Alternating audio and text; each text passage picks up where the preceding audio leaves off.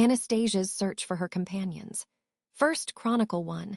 Around the same time that Emilia's group was planning to smuggle themselves into the Valatian Empire, following Natsuki Subaru's disappearance from the Pleiades watchtower.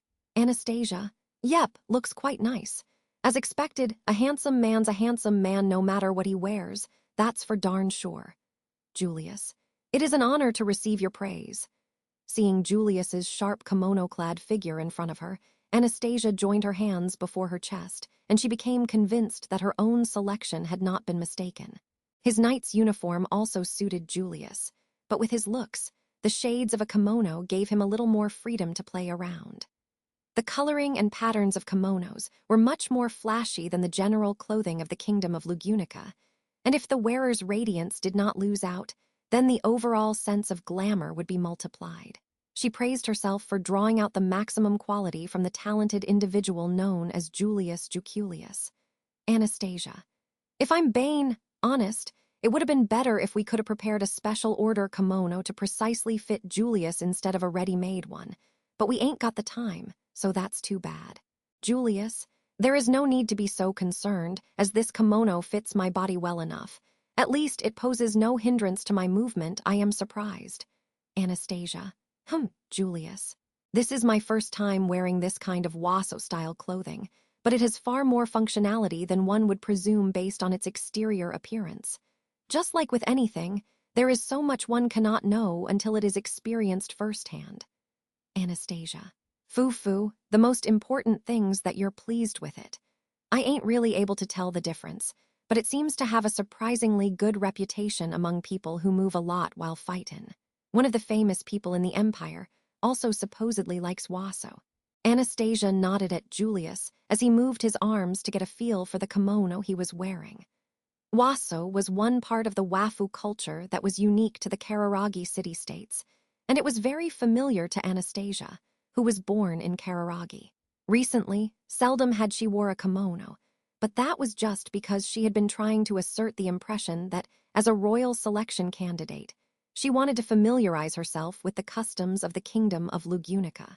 As a person from another country, not to mention a representative for a trading company of that other country, the handling of her impression was very important.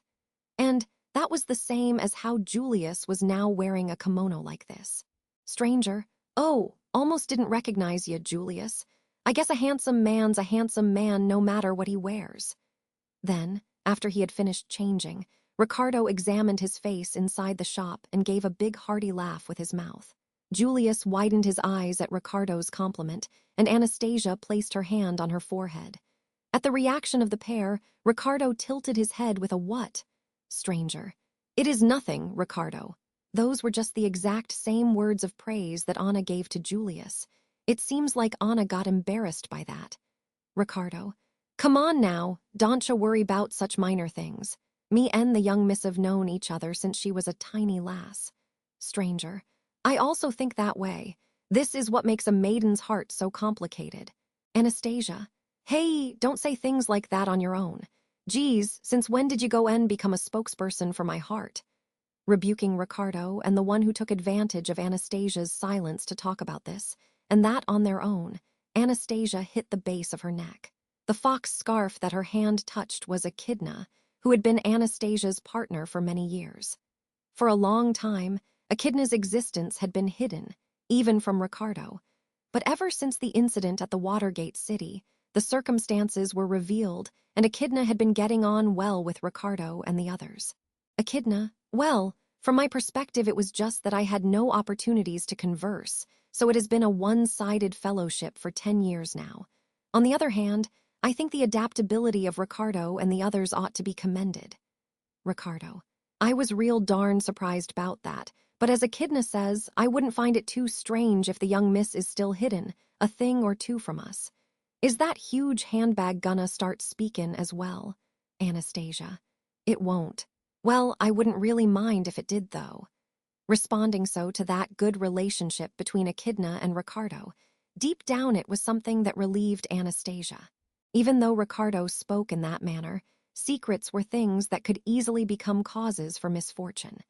Even after going on for so many years, she ought to think of herself as blessed. The fact that Ricardo was a person of such character had saved Anastasia, both back then and now. Anastasia. I really hit the darn bullseye when I looked at Ricardo and chose him as the first member of my camp. If life was a series of looking at things and choosing, then Anastasia's first choice had been that. And now, after bouncing from place to place, Anastasia had brought him with her all the way to this position in such an important bout. Then, Anastasia. Well then, have you steeled yourself, Julius? Julius, indeed. Wearing this kimono, I believe both my body and mind are firm. Let us proceed. Returning a reliable answer, Julius straightened his posture, and together with him, Echidna and Ricardo, Anastasia proceeded outside of the store. And for the first time in a while, she set foot onto the soil of her birthplace, that of the Kararagi city-states. Too, in the midst of the ongoing royal selection of the Kingdom of Lugunica, Anastasia Hashin broke the prohibition that she had intended to avoid doing for as long as possible, and made her return to the Kararagi city-states. The reason that was a prohibited move, of course, was because there was concern that it would negatively influence her in the royal selection. As the head of a large company in Kararagi, the Hashin Trading Company, Anastasia had made use of that supporting base, but the scale of that influence served as a double-edged sword. Of course, the people of the kingdom were not favorable to influence from other countries getting stronger. That was a sensible fact harbored by all those belonging to the kingdom, regardless if they were an expert or just an ordinary citizen. Anastasia, it's a bit troublesome if you just say, for some reason. People's choices and decisions are something that can be swayed by their mood a whole lot more than they think. For some reason I hate it. For some reason I don't like it. There ain't a single good thing 'bout thinking like that.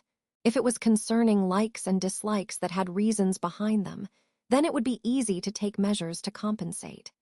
However, it was hard to search for measures regarding fickle likes and dislikes that had no reasons.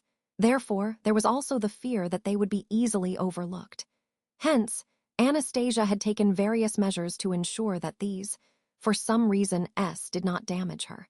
Wearing clothes that were not waso, and returning to Kararagi as little as possible, all of it was in order to not grant any careless, for some reasons, to the people who paid attention to Anastasia's every move. However, Julius, Anastasia-sama, you have settled your resolve to return to the Kararagi city-states. In addition, that is not for your own sake, for the sake of Subaru and Emilia-sama, who are of a different camp. Anastasia, I just want to settle this debt as soon as possible. It would have been fine if it had been me doing the lendin', but this time, no matter how you look at it, I was on the borrowin' end. It ain't to my lickin'. Julius, Anastasia, geez, what's with those eyes? As Julius maintained silence at Anastasia's reply, she reflexively slapped her knees and raised her eyebrows. But, seeing that reaction, Julius just said, "Pardon me," and shook his head sideways. Feeling somewhat avoided, Anastasia rested her chin in her hands in discontent. Currently, Anastasia's group was using beast carriages to cross the border between the Kingdom of Luguncia and the Kararagi city-states, and they were heading for the Kararajan city of Ivada. Anastasia. In the Kararagi city-states, the mayors of the 10 big cities got some real influential voices, but Ivada is one of them 10 cities, and it's the place where the Hashin Trading Company is located. Julius. In Anastasia-sama's absence, who has been managing the company in Kararagi? Ricardo. The young miss communicates with letters, but most matters are handled by the vice president, Chuden. Stranger. Uncle Chuden. He always gives Mimi snacks, so I like him. He's really fat. Stranger. Oh, One-chan, you shouldn't speak like that. Hetero chided Mimi, who had made such a comment while flapping her short legs with a pitter-patter. Accompanying them on their journey was the sibling duo of Mimi and Hetero, and they were quite energetic after having recuperated from the Watergate City incident. Their other younger brother, Tivy, had stayed behind at Pristella and was entrusted with the management of the Iron Fang and the Hashin Trading Company's activities within the kingdom.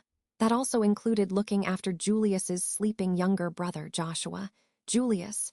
Mimi, Hetero, I am delighted that I am able to travel together with you once again. Mimi.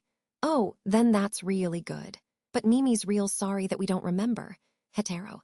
Oh, One-chan. Julius. No, I do not mind.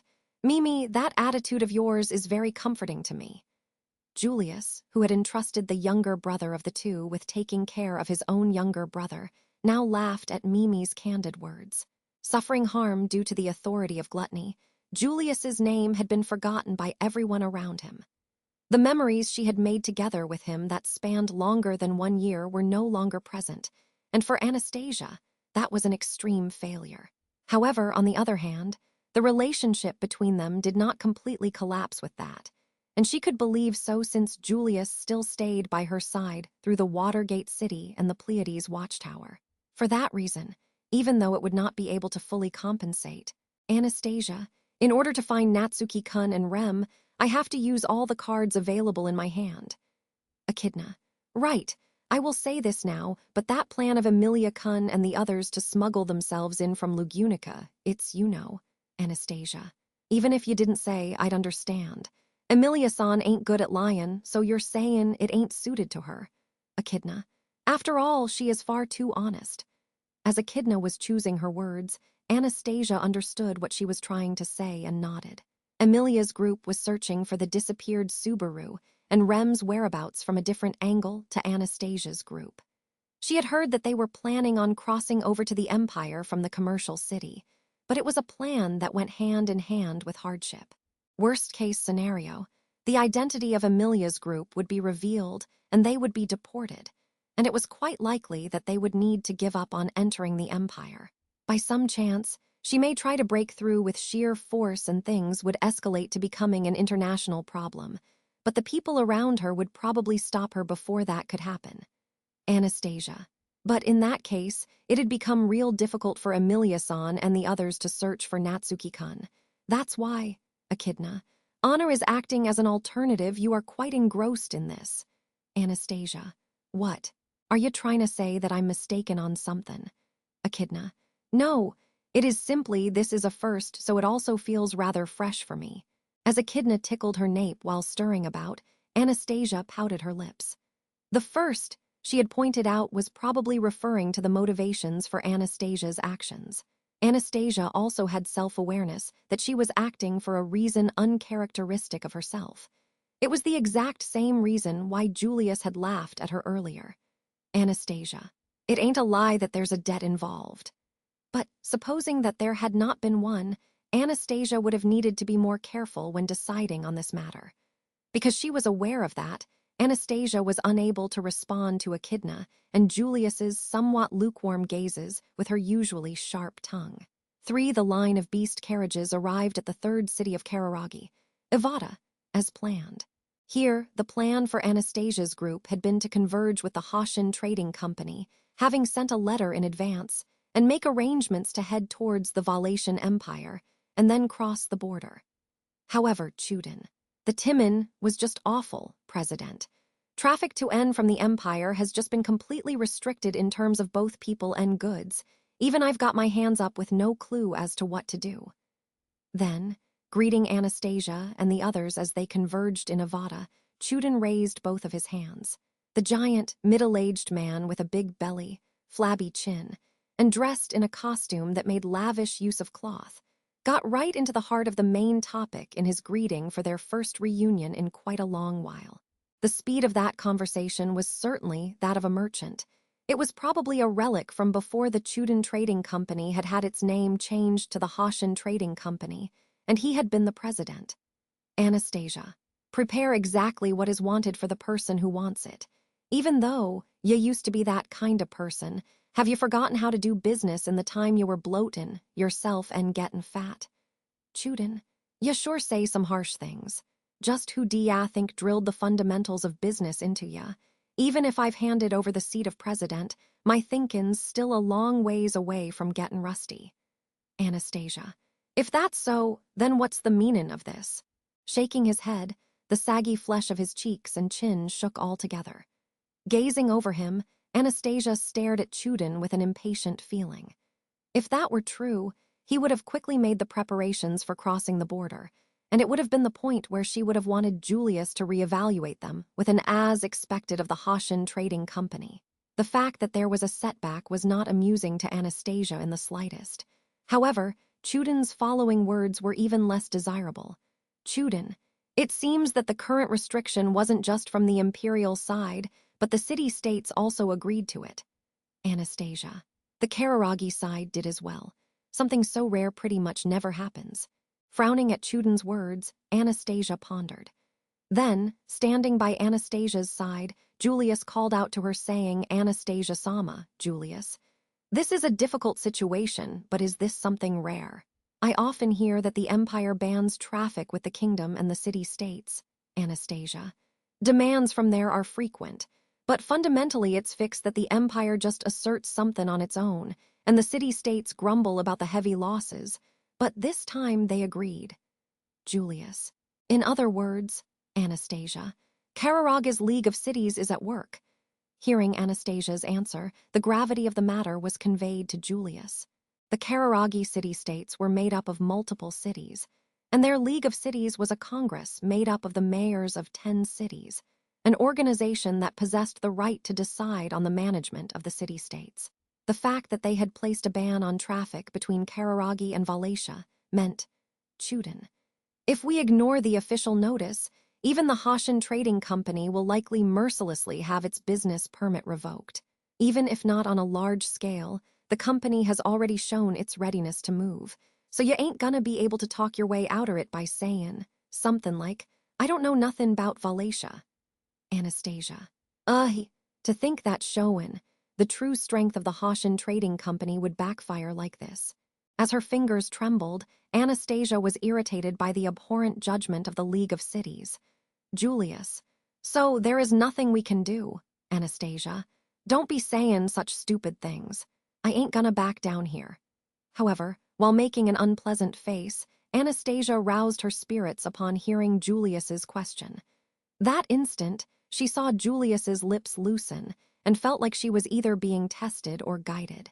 But Anastasia switched over to the belief that this was proof of his trust. Anastasia. Vice President, you weren't just waiting here to give us bad news, now were ya? Chuden. Now, I wonder. It's just, the dignitaries of the League of Cities are present in the next city over, Fusumi. So I've already gone and completed preparations for ya to head over there. Anastasia. Geez, stop saying each and everything like you're selling me an expensive favor. Puffing her cheeks up at her business teacher Chuden's way of speaking, Anastasia turned her back to him. At a glance, she could see that the next beast carriages and provisions for the journey had already been shrewdly prepared outside of the company. Anastasia. Hey, let's get a move on. Time is money. Why did the League of Cities release such a rare announcement? We ain't gonna be able to enter the Empire if we don't sort that out. Julius bowed to Anastasia, who forcefully clapped her hands, while Ricardo, Mimi, and Hetero ran around boarding the beast carriages and getting ready. Looking over their state, Anastasia wiped the sweat off her brow and muttered. Anastasia, good grief, you're macking me sweat. This'll cost ya lots later, Amelia-san, so she declared, and